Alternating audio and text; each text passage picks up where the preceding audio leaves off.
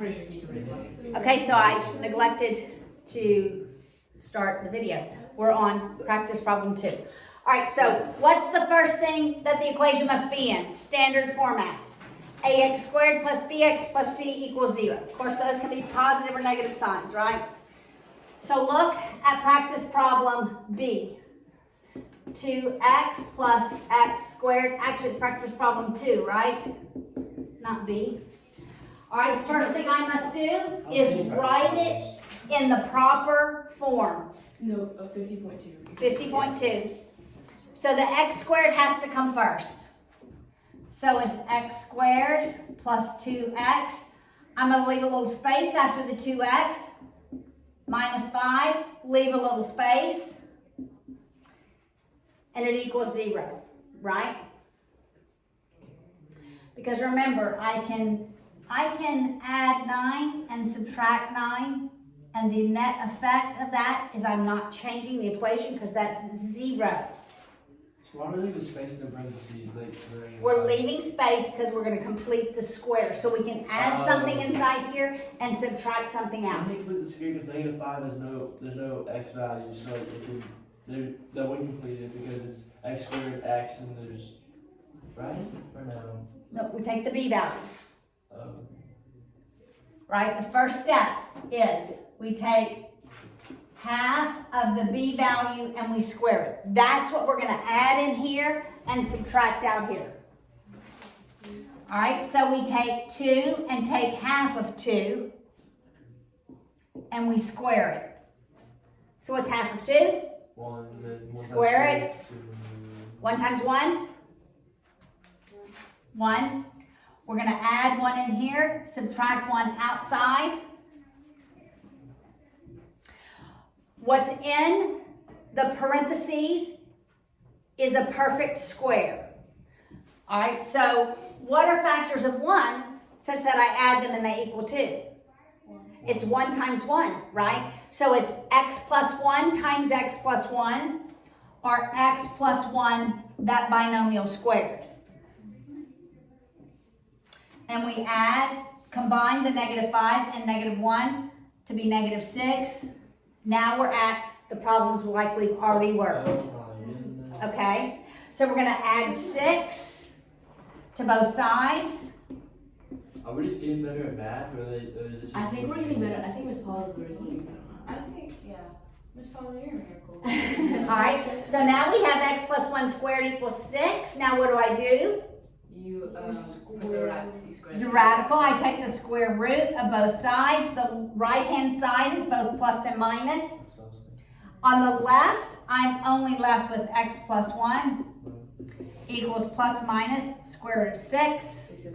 I subtract the 1 on both sides. X is negative 1 plus minus square root of 6. How'd you put a square root on it? Like you just. She did it to both sides.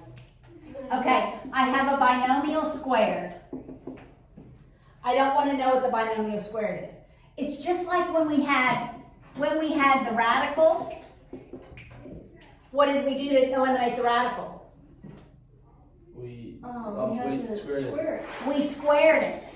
So To eliminate a square, we do the inverse. We take the square root. So then you do the other side and make it do this. You have to. Okay. What I do on one side has to be done on the other side. The same operation. All right, now let's look at the last example. I believe it's the last. Yes. The last example.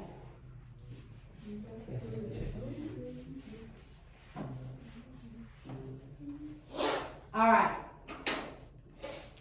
Here we have x squared equals 5x minus 5. All right, what's the first thing I have to do? all of the stuff. Everything on the left. I want this x squared to be positive. If this x squared is negative, I'm moving everything to the right. Remember that. Okay? So we're going to subtract 5x on both sides. We're going to add 5 on both sides.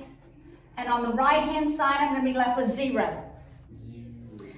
On the left-hand side, I'm gonna be left with x squared minus 5x. I'm leaving some space. Plus 5, and I've left some space. What's my b value? Mark. Negative 5 is my b value.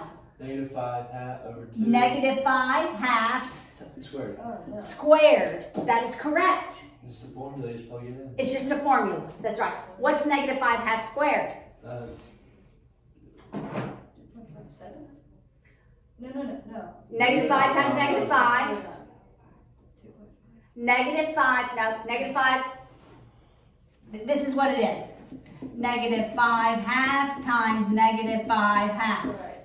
What's the numerators? It would be 25. 25 over 4. 4. It's positive.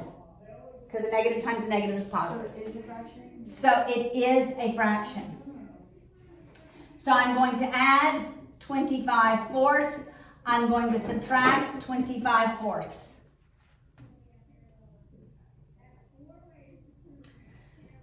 Okay, now this is where I'm going to show you a little trick. Remember, we always end up with a binomial squared. The first one is x. It's really whatever b over 2 is. So it's minus 5 halves. Wow. It's really just b over 2. That's true. It always has been b over 2. Yes. We've been bamboozled. All right. So in the binomial squared is always just whatever b over 2 is. Positive if it's positive, negative if it's negative. Okay? But now we have to add 5 minus 25 fourths. So we need a common denominator.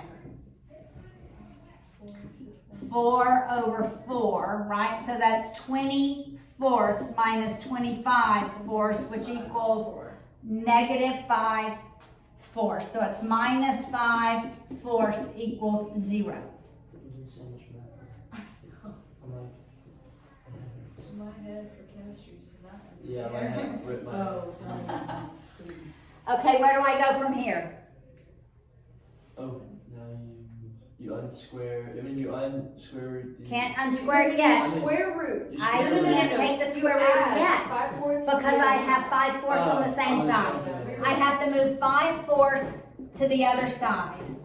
We're trying to go too fast. I Yes. was testing as well. Like I usually do. So I end up with x minus 5 halves squared equals 5 fourths. So now it's square root. Now I take the square root of both sides. The left it's plus minus. This is x minus 5 halves equals plus minus. I'm going to write it as the square root of 5 over the square root of 4 because that's the same thing as the square root of the fraction. Same thing. Because I knew I could unsquare 4 with the square root of 4. Oh no. 2. What is It's 2. Yep. So I have x minus 5 halves equals plus minus the square root of 5 over 2. I just unsquared the 4. Now I add 5 halves on both sides. Oh my gosh. X is 5 halves plus minus the square root of 5 over 2. They're the same, so can you add them or? You cannot add them Oh, was it the square root on it? Yeah. because, And yeah, you plus can't. minus. Yes. And we never go to a decimal. And then So